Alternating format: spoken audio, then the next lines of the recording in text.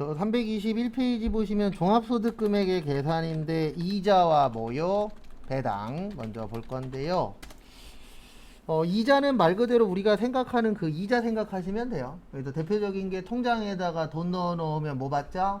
이자 받죠. 근데 그 이자 주실 때 다 주는 게 아닙니다. 거기에서 일부 뭐를 띄고 줘요? 세금을 띄고 줘요. 그게 원천징수예요.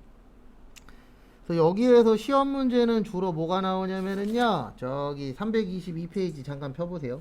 안 외울 거예요. 이거 외울 시간에 원가액에 외우세요. 322페이지 제일 밑에 보시면 이자소득의 수입식이 보이세요? 네, 이거 다 외우면 하나 맞출 수 있어요. 근데 자주 내지도 않아요. 그래서 안 외울 거예요, 그냥. 이론 몇 개 나온다고요? 2개 나와요. 네, 맞출 확률은 진짜 한 달을 제대로 준비하면 모를까? 그게 아니면은 만만치 않습니다. 왜냐면 범위가 너무 넓어서. 그래서 내면은 꼭 요런 거 내더라고요. 그 다음에 323페이지도 배당도 시험 문제가 뭐가 나오냐면 324페이지에 있는 게 나와요. 네. 배당 소득 금액의 무슨 식이요? 수입식이. 근데 이런 거 외울 시간에 진짜 거짓말 안 하고 저거 하시는 게 좋아요. 원가액을 빨리 외우세요. 왜냐면 원가액가 훨씬 더 어때요? 중요합니다. 근데 이거는 외울 거예요. 325페이지 보시면 원천징수 세율이 있어요. 다 외우는 건 아니에요. 그래서 거기 보시면은 이자하고 배당은 기본적으로 14% 떼요. 몇 프로 뛴다고요? 14%.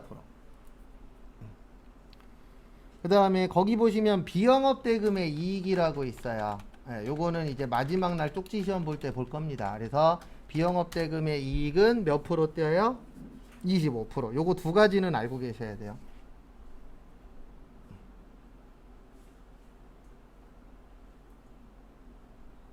그래서 거기 제일 밑에 보시면 돼요. 325페이지 제일 밑에 보시면 조건부 분리과세라고 있어요. 거기 보시면 14%하고 몇 프로요? 25%.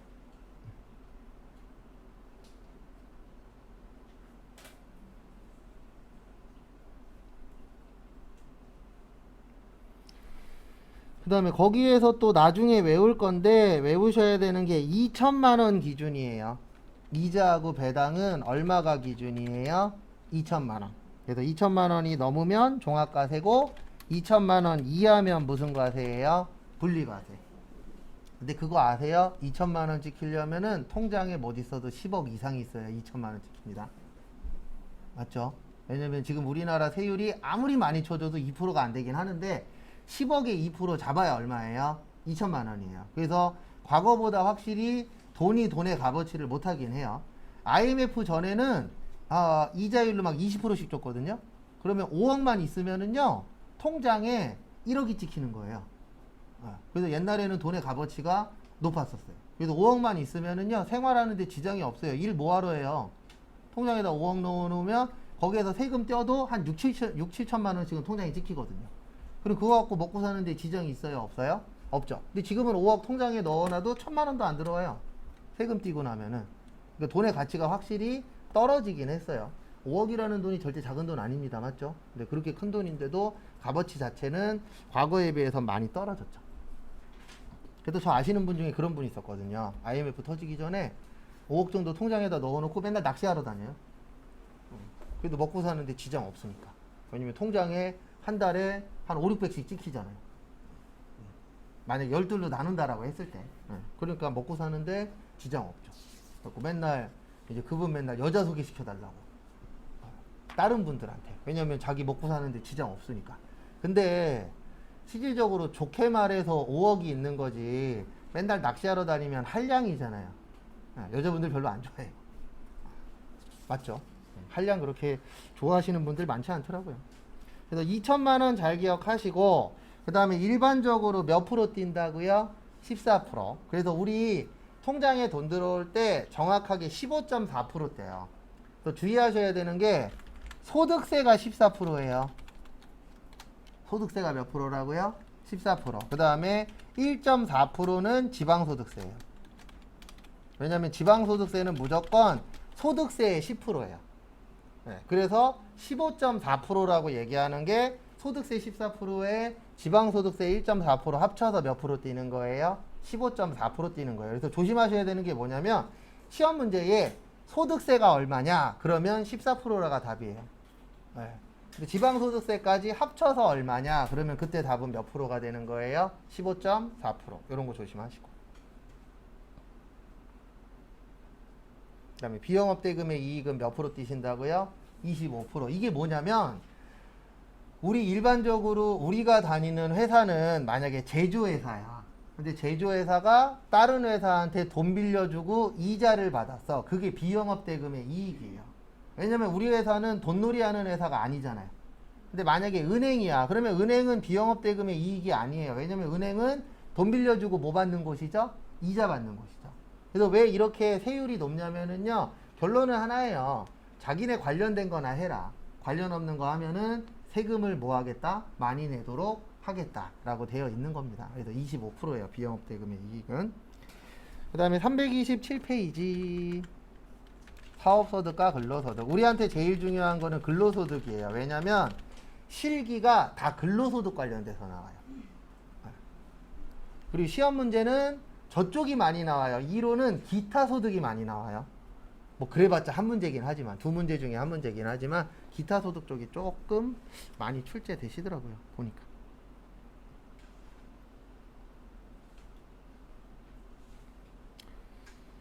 그 다음에 다음 거 보시면은요. 327페이지 보시면 사업소득. 사업소득의 특징은 계속적이고 반복적이어야 돼요. 왜냐면 우리가 사업을 할 때 그 사업에 맞춰서 계속 하고 반복적으로 하잖아요. 그래서 계속적이고 무슨 적이요? 반복적. 그 다음에 거기 밑에 보시면 과세 제외라고 있어요. 요거 관련돼서는 세금을 안 냅니다. 사업소득세를. 그래서 농업, 그래서 작물 재배업 중 곡물 및 기타 식량 작물 재배업. 그래서 우리 농업 중요하죠. 네, 쌀 중요하잖아요. 그래서 그런 일할과 관련된 부분에 대해서는 세금을 뭐 하자? 걷지 말자. 그래서 농업인 분들한테는 세금 많이 걷으면 돼요? 안 돼요? 안 돼요. 그래서 실질적으로도 세금을 적게 걷고 있습니다. 아니면 많이 돌려드리거나 그런 제도들이 많죠. 그래도 농사 지으러 가라 그러면 갈 거예요? 안 갈 거예요? 안 갈 거죠. 네, 힘들어요. 네. 저도 저희 아버지 조그맣게 농사 지으시는데 한 2,000평 정도 지으세요. 지금 현재. 네. 혼자 지으시는데 가갖고 도와달라 그러는데 가기 싫어요. 힘들어 죽겠어요. 갔다 오면. 농사 지으시는 분들 진짜 대단하신 분들이에요. 그것도 맞아야 하는 거지. 근데 저희 아버지는 그게 좋대요. 그렇게. 또 이제 또 얼마 안 있으면 올라와야죠. 겨울 되면. 그 다음에 전문 과학 및 기술 서비스업. 요건 이제 연구개발. 우리나라 연구개발 중요하잖아요. 그래서 그 연구개발과 관련된 거에 대해서는 세금 안 걷겠다. 그 다음에 교육 서비스업. 요런 부분에 대해서도 세금을 덜 걷겠다. 근데 시험 문제는 이런 게 나오는 건 아니에요. 왜냐면 이런 건 너무 당연하다 보니까 잘 안 냅니다. 그 다음에 밑에 2번에 연예인 등의 전속계약금. 이거는 시험엔 안 나오는데 과거에 한번 문제는 있었어요. 원래 전속계약금이 과거에는 기타소득이었어요. 근데 국세청이 소송 걸어갖고 이걸로 바꿔버렸어요. 무슨 소득으로요? 사업소득으로. 그리고 연예인 중에 몇몇 분들이 국세청하고 다툼이 있었어요. 왜냐면 기타 소득이 세율이 낮거든요. 세금 많이 내고 싶은 사람 없잖아요. 기타 소득이 일반적으로 20%예요. 근데 사업 소득은 막 40%, 45% 막 이렇게 내버리거든요. 그리고 소송 걸었는데 국세청이 이겼어요. 왜 이겼냐면 법원 판단은 뭐냐면 이 전속계약금을 받는다는 얘기는 대부분 전속계약금이 연예인이나 운동선수거든요. 그럼 전속계약금을 받는다는 얘기는 기존에 연예인 생활을 잘해서, 그 다음에 운동선수는 운동을 꾸준히 계속적으로 반복적으로 잘하기 때문에 전속계약금을 받는 거잖아요. 실제. 왜냐면 일반적으로 유명한 연예인들 아니면 전속계약금 받아요? 못 받아요? 못 받아요. 네, 그러니까 국세청에서는 요 행위는 계속적이고 반복적이다. 그래서 무슨 소득으로 인정하겠다? 사업소득. 그래서 그렇게 판결 났어요. 실제. 그 다음에 부동산업 및 임대업인데 요렇게만 기억하세요. 거기 부동산업 및 임대업 옆에다가 요거 하나만 적어주세요. 이거는 이제 답 맞추기 위해서 외우는 거예요. 어떻게 외울 거냐면 무슨 권으로 끝나면 기타 소득. 원래 이렇게 외우면 안 돼요. 근데 거의 끝에 권으로 끝나면 거의 다 기타소득 쪽으로 들어가요. 그래서 답 맞추기 위한 거예요.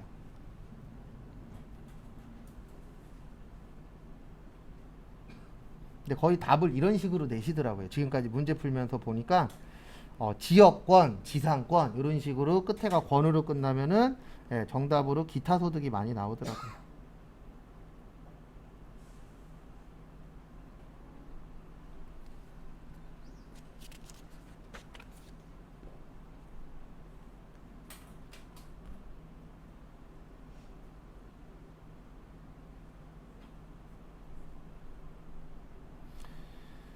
그 다음에 다음 거 보도록 하겠습니다. 넘어오세요. 328페이지.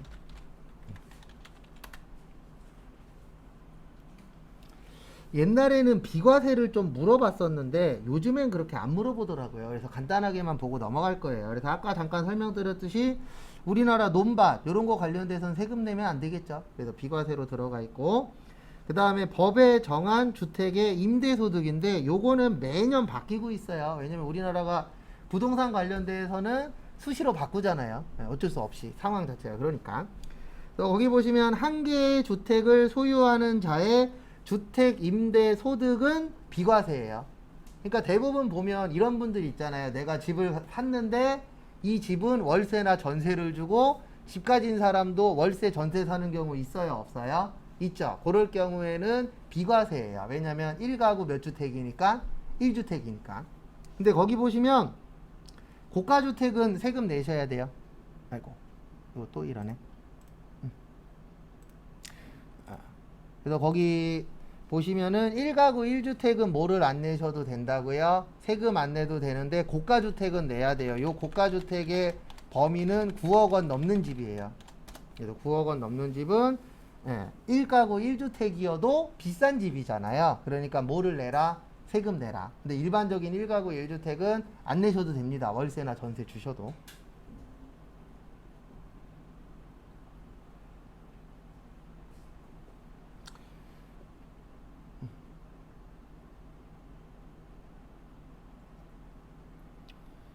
그 다음에 다음 거 보시면 329페이지 위에 보시면 주택수의 계산. 근데 저희 시험은 안 나와요. 주택 관련돼서는 잘.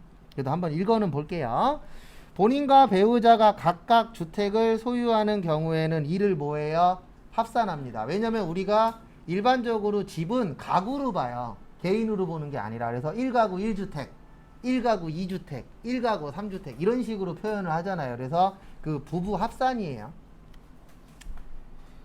그 다음에 동일주택이 부부 각각의 주택수에 가산된 경우 다음의 순서로 부부 중 1인의 소유주택으로 계산한다. 그래서 우리 공동명의 하는 경우들이 있어요, 없어요? 있죠. 이제 고를 때 문제가 되는 겁니다. 또 부부 중 지분이 더 큰 자. 근데 요즘엔 대부분 공동명의 그러면 반반이죠. 그래서 거기 2번에 해당이 되는 거예요. 부분의 지분이 뭐 할 때요? 동일할 때. 그래서 부부 사이의 합의에 따라 소유주택에 가산하기로 한자. 그러니까 이게 어떨 때 문제가 되는 거냐면 이럴 때 문제가 되는 거예요. 집이 하나일 때 문제될 게 없어요. 근데 막 1가구 2주택, 1가구 3주택 이럴 경우에 이제 문제가 되는 겁니다. 그다음에 뭐 나머지는 시간 나실 때 한번 읽어보세요. 저희 시험에는 그렇게 크게 중요하진 않아요. 그 다음에 농가 부업소득. 우리 농가에서 부업하는 경우 있어요, 없어요? 있죠. 근데 저도 이거 읽어보고 놀랬어요. 소는 몇 마리요? 50마리. 돼지는 700마리. 닭하고 오리는 몇 마리요? 15,000마리까지는 비과세입니다. 그러니까 결론은 뭐냐면 농사 지으시면서 소나 돼지 이런 거 키우는 것도 뭐 해주겠다? 인정을 해주겠다. 그 다음에 밑에 4번 보시면 전통주는 1년에 1200만원까지는 비과세입니다. 그래서 전통주 제조를 하는 경우에 이제 소량으로 하는 경우에는 세금을 내지 않아도 돼요. 그 다음에 5번 요거는 이제 저거 얘기하는 거예요. 나무. 조림 기간이 몇 년 이상이요? 5년 이상. 그 다음에 연 600만원. 그거는 세금을 안 내도 됩니다. 근데 뭐 이런 거는 저희 시험엔 잘 안 내요. 넘어오세요. 저희 시험에 중요한 거는 330페이지 가운데 보시면 3%. 몇 프로요? 3%. 아까 이자는 14%, 25%였죠? 네, 사업소득은 몇 프로요? 3%. 그래서 요 3%를 일반적으로 이렇게 표현을 해요. 프리랜서. 그래서 프리랜서로 일하시면은 몇 프로 내는 경우가 많아요? 3% 내는 경우가 많아요. 그래서 일명 3.3이라 그래요.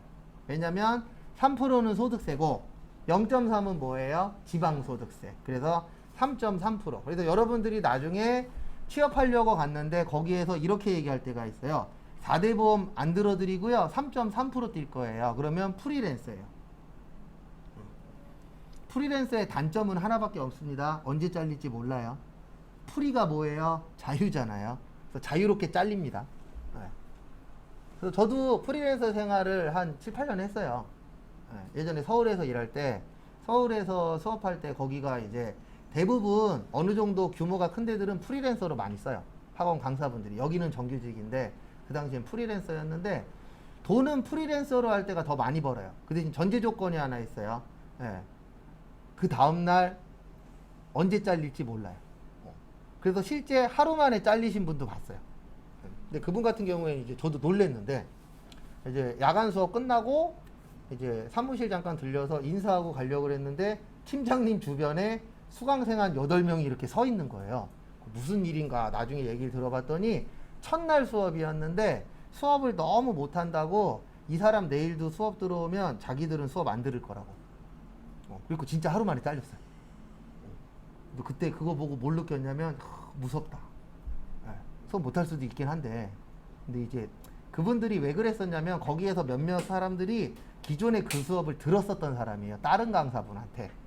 근데 이제 솔직히 한두 번 들으신 분들은 강사 평을 해요. 어쩔 수 없어요. 사람이니까 비교해요, 안 해요? 해요. 근데 너무 못 가르친다고 와갖고 따져갖고 에이스를 집어넣으셨더라고요. 거기 학원에 에이스 분이 한 명 있어요. 그분은 수업 안 해도 한 달에 350씩 통장으로 꽂아줘요, 학원에서. 왜냐면 너무 오래도 됐고 그 다음에 웬만한 수업 다 할 수 있는 분이 있거든요. 에이스 한 분이. 그분이 들어갔더라고요, 그 수업. 그래갖고 잘 마무리했더라고요. 원래 학원에서 강사 문제 생기면 두 가지 중에 하나의 방법을 써요. 하나는 겁나 못하는 강사를 집어넣어요. 이런 강사도 있다 라고 해서 진짜 못하는 강사를 집어넣던가 아니면은 에이스를 넣어요. 왜냐면 무마시켜야 되니까. 그래갖고 후자를 썼더라고요. 근데 저도 이제 왔다 갔다 하면서 다른 분들 수업하는 거 들어요. 그러면 수업 들으면은 간혹 가다 그 생각도 해요. 아, 나 굶어 죽진 않겠다. 네, 진짜 그 생각도 종종 해요. 왜냐면 저렇게 수업하는데도 먹고 사니까 굶어 죽진 않겠다. 떼돈은 못 벌어요, 이쪽은. 떼돈은 못 버는데 굶어 죽진 않겠다. 종종 그 생각은 해요. 네.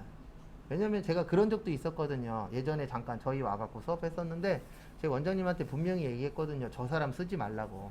왜냐면 제가 아는 사람이 한번 왔었어요. 근데 그분은 저를 모르는데 나는 그 사람을 알아요. 왜냐면 고등학교 때 그 사람한테 배웠었던 건 아니고 그분이 이제 다른 학원 강사였거든요. 네, 저 국이 배울 때. 근데 유명했어요. 수업 못하기로. 그래서 저는 안 썼으면 좋겠다는데 원장님 썼잖아요. 그리고 한 달 후에 후회했잖아요. 왜냐면 수업을 모르겠어요. 저는 이거에 대해서 좀 되게 좀 민감한 사람인데 반말로 해요. 야, 너 이렇게 해요, 수업을. 네, 진짜로. 근데 옛날 분들 중에 은근 많아요. 왜냐면 그 당시에는 그게 먹혔어요. 네. 그리고 옛날 생각하시는 분들이 많아요. 은근 부기 선생님 중에서. 옛날에 부기 수업할 때는 막 300명씩 앉혀놓고 했었다라고 얘기할 정도로 강사 한 명에 막 수강생 막 100명, 200명 막 이랬어요. 진짜로. 네, 맞죠? 그랬었죠. 그러니까 그거에 쌓여 있다 보니까 지금도 막 반말로 수업하시는 분들이 있어요. 근데 저는 세상에서 제일 싫어하는 게 반말이거든요. 그러니까 알게 돼서 반말 쓰는 건 괜찮은데 종종 있어요. 나이 많다고 만나자마자 뭐 먼저 해요? 반말 먼저 해요. 그러면 머릿속에서 뚜껑이 덜렁덜렁해요. 열 거냐 말 거냐. 최근에도 한 번 있었어요. 저는 나이가 많건적건 초반에는 최대한 존댓말을 하려고 노력을 하거든요. 왜냐면 저는 약간 그게 있어요. 이것도 좋은 건지 나쁜 건지 모르겠는데 내가 싫으면 남도 싫다.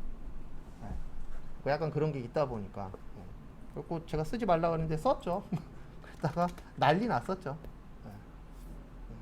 근데 원래 그분 스타일이 그래요. 그리고 그런 스타일이신 분들이 꽤 돼요. 이쪽 파트에서. 또 나중에 요거 되지 마십시오. 예.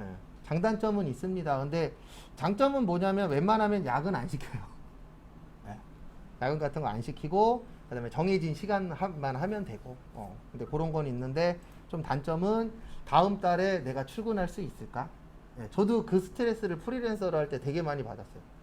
왜냐면 그 학원은 한 달 단위로 끊거든요. 그러니까 수강생을 받을 때 한 달에 60시간이면 끝나는 거예요. 자체가 수업 자체가. 그러면 거의 이제 월말이 되면은 항상 그 스트레스 받는 거죠. 나 다음 달에 출근할까? 근데 그 당시에는 1년 12달 중에 10달 일했어요. 근데 그 10달 일했었던 게 지금 1년 일하는 것보다 훨씬 많았어요. 네. 통장에 찍히는 돈은. 근데 그 당시에는 월화수목금토 일을 다 일했었으니까. 사람이 습관이 되면 이게 있더라고요. 월화수목금토일 다 일하다 보니까 해 뜬 상태에서 퇴근한 적이 없었거든요. 근데 그 다음 달에 일이 줄어들어갖고 해 뜬 상태에서 퇴근하는데 계속 뒤를 쳐다보게 되더라고요. 나 오늘 집에 가도 되나? 네. 근데 딱 이틀 후에 가도 돼 이렇게 되더라고요. 네. 그래서 사람이 습관이라는 게 무서운 게 그런 부분은 있더라고요. 그래서 나중에 3%. 네. 근데 이게 꼭 나쁜 거 아닙니다. 네. 그리고 앞으로 이거 늘어날 거예요. 왜냐면 앞으로는 이게 많을 거잖아요. 단기로 일하시는 분. 원래 정규직이면 하루에 몇 시간 일해요? 8시간. 근데 앞으로 분명히 5시간, 4시간 일하는, 짧게 일하는 게 늘어나면 늘어났지 줄진 않을 거예요. 그래서 제가 간혹가다 잡코리아 들어가는데 인천에도 한 4시간, 4시, 5시간 일하는 그 단기직이 회계 파트로 뜨긴 해요. 한 달에 한두 번 정도. 근데 금방 내려가더라고요. 왜냐면은 짧게 일해야 되는 상황이신 분들이 많잖아요. 최근에는 또. 이제 특히 이제 자녀 양육하셔야 되시는 분들. 그런 분들은 짧게 일해서 한 100만 원에서 한 120만 원?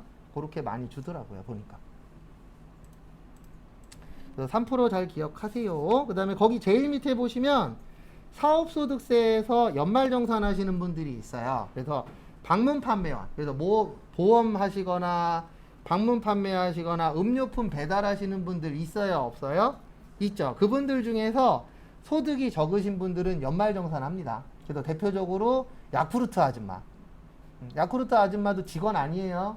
맞죠? 그분들 사업자예요.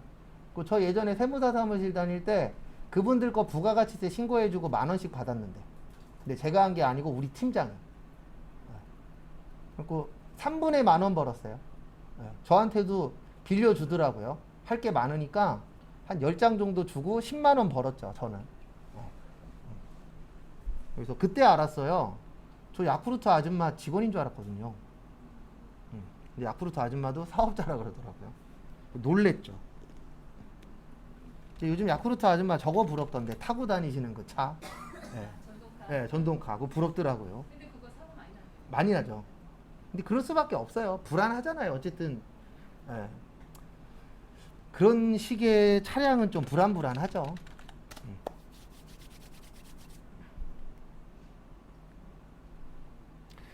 그 다음에 331페이지 무슨 소득이요?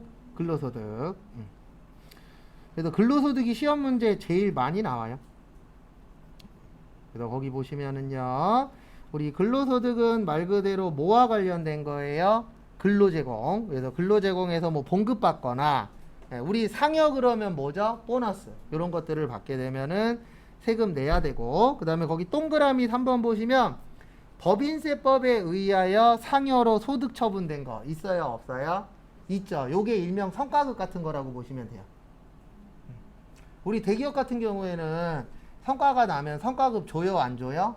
주죠. 네, 성과급 어마무시하게 줍니다.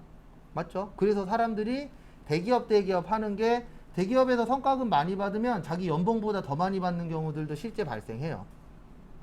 그래서 대기업 가려고 사람들이 열심히 노력하는 거죠. 왜냐면 일한 거만큼의 혜택을 어느 정도 받으니까. 그리고 사람들이 중소기업을 최대한 안 가려고 노력하는 이유는 뭐예요? 일한 거에 비해서 소득이 뭐 하니까요? 적다라고 생각을 많이 하니까 실제 적기도 하고. 근데 꼭 중소기업이라 그래서 월급 적은 건 아닙니다. 중소기업 중에서도 월급 센 곳들도 있어요? 없어요? 있어요. 근데 대부분 보면 좀 외진데 있더라고요. 대부분 자차 가능자 이렇게 올라오는 것들이 조금 월급이 조금 더 주더라고요. 왜냐면 사람들이 많이 그 가기가 좀 불편한 곳, 예, 그런 데들이 조금 월급이 세더라고요, 보니까. 또 예전에도 저희 학원에 한번 들어온 적이 있었거든요. 신입인데 3,200이었나? 근데 문제는 뭐냐면 서구 쪽인데 서구에서도 저쪽 안으로 들어가야 돼요. 산 밑에 있는데. 예. 거기는 절대 버스 타고 못 가거든요. 무조건 자차가 있어야 되고. 그랬고 의일에는 들어왔는데 한 분도 못 보내드렸죠. 왜냐면 거기까지는 가기가 좀 멀죠. 여기 자체가. 그 다음에 거기 밑에 잠깐 보시면 근로소득으로 보는 건 말고요. 저기 보세요. 300 몇 페이지냐? 332페이지 제일 밑에. 요거 시험 문제 대빵 잘 나와요. 332페이지 제일 밑에 보시면 경조금 중 사회통념상 밑에서 세 번째예요. 타당하다고 인정되는 금액, 인정되는 범위.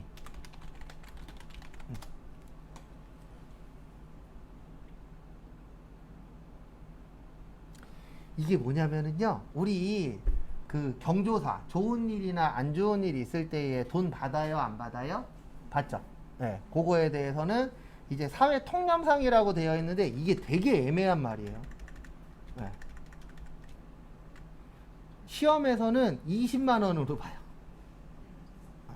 근데 저희 시험에서는 뭐 얼마다라고 나오진 않아요. 그냥 경조금 중 사회통념상 타당하다고 인정되는 건 세금을 내요, 안 내요? 안 내요. 그래서 우리 경조사비 받으면 세금 안 내잖아요. 네. 결혼식 때 축의금 받죠? 축의금 세금 내요? 안 내요. 그거 얘기하는 거예요. 그래서 세금을 안 내도 된다. 그래도 그거 좀 봐두시고. 그 다음에 333페이지 비과세. 요거 중요합니다. 왜냐면 여기는 실기하고 연관이 있어요. 그래서 나중에 따로 정리는 해드릴 건데요. 거기 월 20만원에서 동그라미 4번에 자가운전 보조금 좀 봐주세요. 자가운전 보조금. 그래서 요거는 자차. 예, 자차를 회사 업무에 사용하는 경우에 월 20만원은 세금을 안 내셔도 됩니다. 그리고 공동명의 가능해요. 저도 공부하면서 알았는데 차도 공동명의 한다 그러더라고요. 예, 많이 하진 않지만 집 공동명의 한다는 얘기는 많이 들었는데 예, 차도 공동명의 한대요. 근데 요게 키포인트예요. 어디에 써야 돼요? 업무에. 출퇴근용 안 돼요. 그리고 지금 여기에서 얘기하는 건 뭐냐면 우리 월급 받을 때 수당 있어요, 없어요? 있죠. 수당 중에 자가운전 보조금이 있으면 자차를 갖고 계신 분은 월 얼마까지는 비과세란 얘기예요? 20만 원까지는 비과세란 얘기입니다. 그래서 회사 가시면 수당 중에 요거 있는 회사들 많아요. 왜냐면 대부분 요즘에 자차들 많아요, 적어요? 많죠. 네. 그래서 20만 원까지는 세금에서 뭐 해주겠다? 빼주고 계산하겠다. 그래서 요거 잘 나오고요.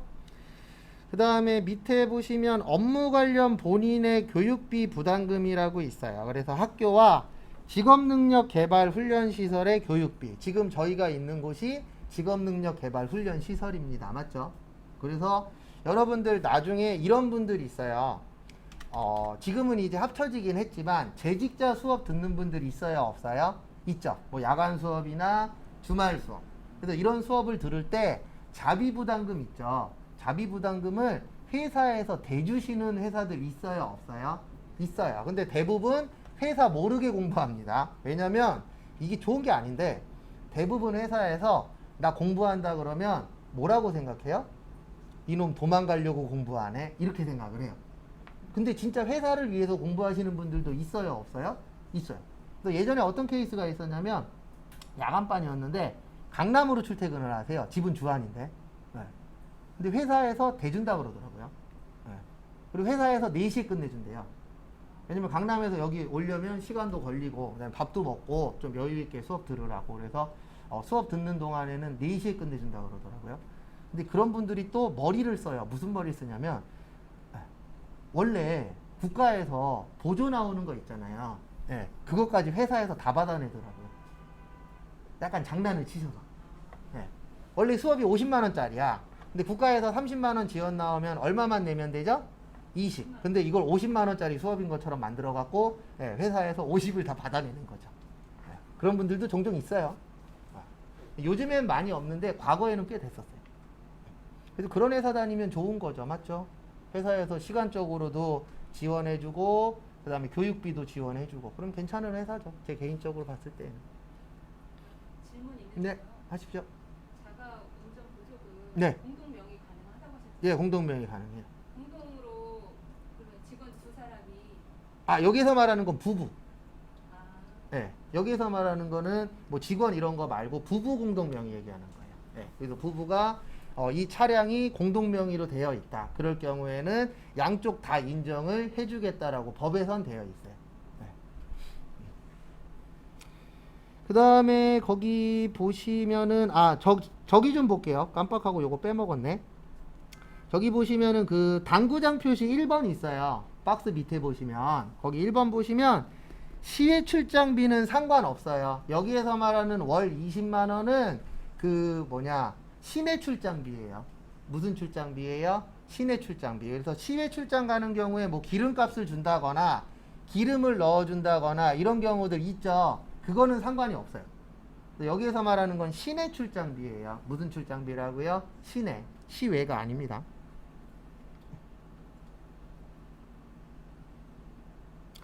그 다음에 이런 거는 과거에 없었는데 거기 2번에 3번 보시면 교육훈련 기간이 몇 개월 이상일 때요? 6개월 이상일 때에는 교육훈련 후 해당 교육기간을 초과하여 근무하지 아니하는 때에는 지급받는 금액을 뭐 할 것? 반납할 것. 이게 원래 과거에는 없었어요. 근데 이게 왜 생겼냐면은 과거에 실제 이런 일이 있었대요. 어떤 일이 있었냐면은 어떤 패션 회사에서 직원 한 명을 프랑스 파리로 보냈어요. 거기에서 2년 동안 열심히 교육을 시켰습니다. 회사 돈을 써서. 교육을 열심히 시켰는데 이 사람이 이제 교육이 다 끝나고 한국으로 들어오면서 출근을 우리 회사로 해야 되는데 다른 회사로 했어요. 그러니까 다른 회사에서 일명 채간 거죠. 뺏어간 거예요. 네, 그런 일이 생기고 나서 요런 게 추가가 된 거예요. 왜냐면은 실질적으로 그런 일이 발생하는 거예요. 열심히 우리 회사에서 투자해갖고 사람을 키워놨더니 정작 다른 회사로 출근해버려. 이럴 수도 있어요? 없어요?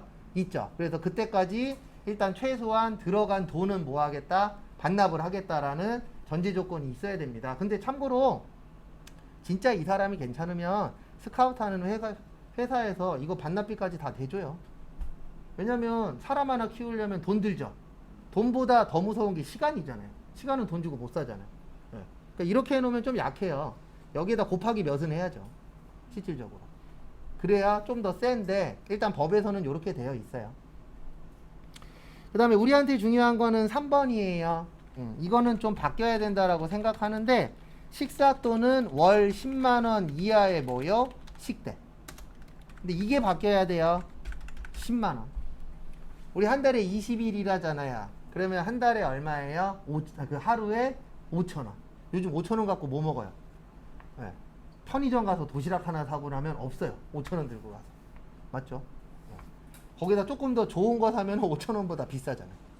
그래서 좀 바뀌어야 되는데 안 바꾸시더라고요.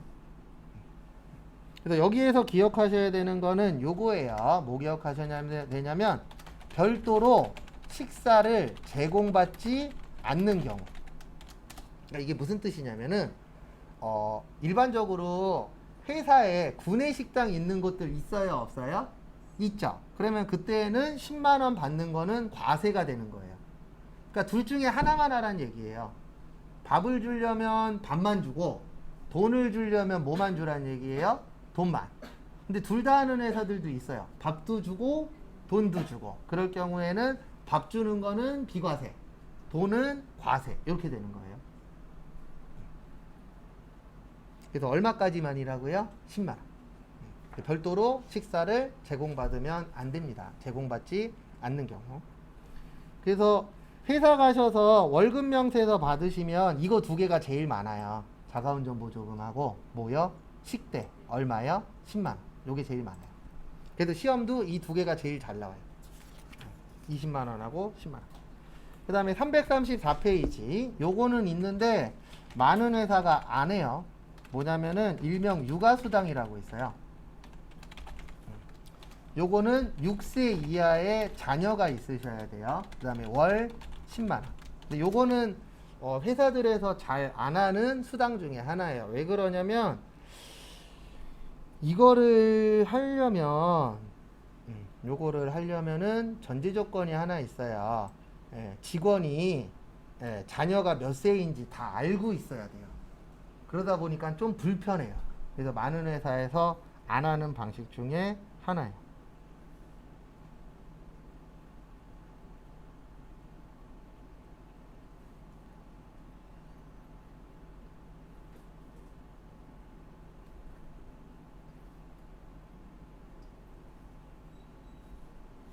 참고하시고,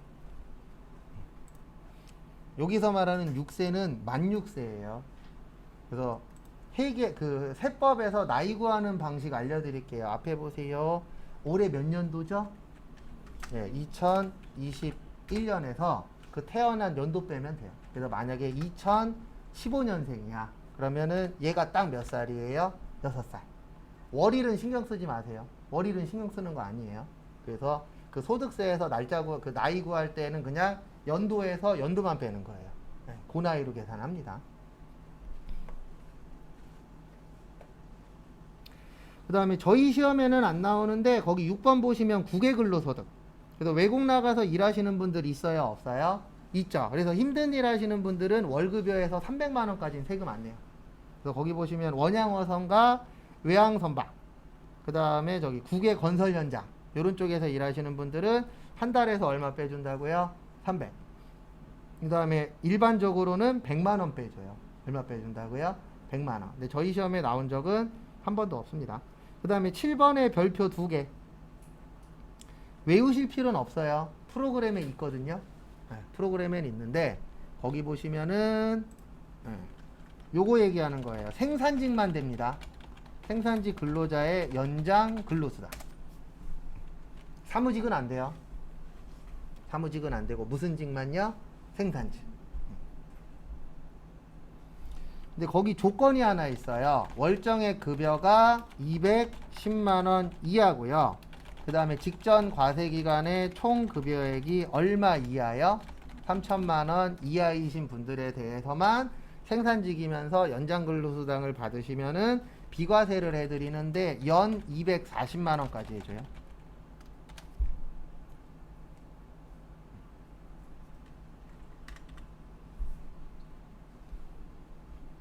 그래서 지금 우리나라가 거의 모든 회사들이 이제 52시간이죠. 맞죠? 그러면 우리가 원래 일반적으로 40시간이라니까 그 12시간에 대해서는 요게 되는 거예요. 생산직이신 분들은. 그 대신 여기에도 해당돼야 돼요. 월정액 급여가 여기 기본급 얘기하는 거예요. 그래서 기본급이 210만 원보다 적고 작년에 얼마 이하로 버신 분이요? 3천만 원 이하로 버신 분은 1년 동안에 얼마는 빼주겠다? 240만 원. 사무직은 안 돼요. 그리고 사무직은 대부분 이겁니다. 무슨 임금 제도예요? 포괄임금 제도예요. 이거 빨리 없어져야 돼요. 국회의원들이 빨리 일해서 이거 없애버려야 돼요. 포괄임금 제도는 아시는 분들 아시겠지만 이 직원이 야근까지 할 것이다라고 생각하고 만들어 놓은 제도가 뭐예요? 포괄임금 제도예요. 그래서 대부분 사무직이 야간에 일을 해도 수당이 있어요? 없어요? 없어요. 그게 얘 때문에 그래요. 그래서 없어져야 되는 제도 중에 하나예요. 근데 우리나라는 약간 기업한테 조금 더 치우쳐져 있잖아요. 그러다 보니까 요걸 계속 남겨두고 있는 거죠. 그래서 이게 없어지면은 아마 야근이 많이 줄어들 거예요. 왜냐면 야근하는 대로 뭐 줘야 되니까? 돈 줘야 되니까. 그래서 한 10년 전인가 15년 전에 어느 기자가 이렇게 기사를 쓴 적이 있었어요.